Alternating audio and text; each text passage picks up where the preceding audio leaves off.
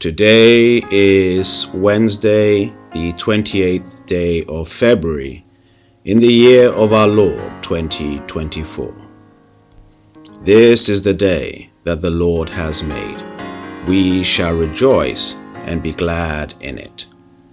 My name is Uncle Kofi, and the Lord's blessing for today is taken from the book of Esther at chapter 6.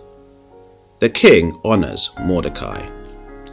On that night the king could not sleep, and he gave orders to bring the book of memorable deeds, the Chronicles, and they were read before the king. And it was found written how Mordecai had told about Bigthana and Teresh, two of the king's eunuchs who guarded the threshold, and who had sought to lay hands on King Ahasuerus. And the king said, "What honor or distinction has been bestowed on Mordecai for this?" The king's young men who attended him said, "Nothing has been done for him." And the king said, "Who is in that court?" Now Haman had just entered the outer court of the king's palace to speak to the king about having Mordecai hanged on the gallows that he had prepared for him. And the king's young men told him, "Haman is there standing in the court."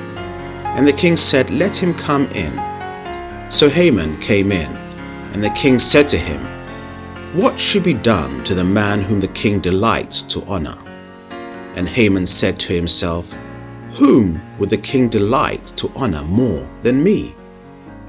And Haman said to the king, "For the man whom the king delights to honor, let royal robes be brought which the king has worn, and the horse that the king has ridden, and on whose head a royal crown is set. And let the robes and the horse be handed over to one of the king's most noble officials. Let them dress the man whom the king delights to honor, and let them lead him on the horse through the square of the city, proclaiming before him, 'Thus shall it be done to the man whom the king delights to honor.'" Then the king said to Haman, "Hurry, take the robes and the horse, as you have said, and do so to Mordecai the Jew, who sits at the king's gate. Leave out nothing that you have mentioned."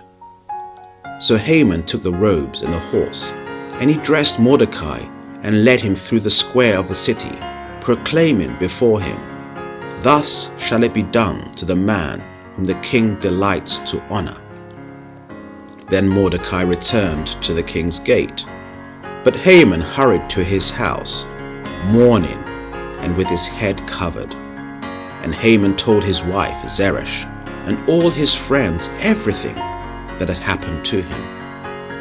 Then his wise men and his wife Zeresh said to him, "If Mordecai, before whom you have begun to fall, is of the Jewish people, you will not overcome him, but will surely fall before him."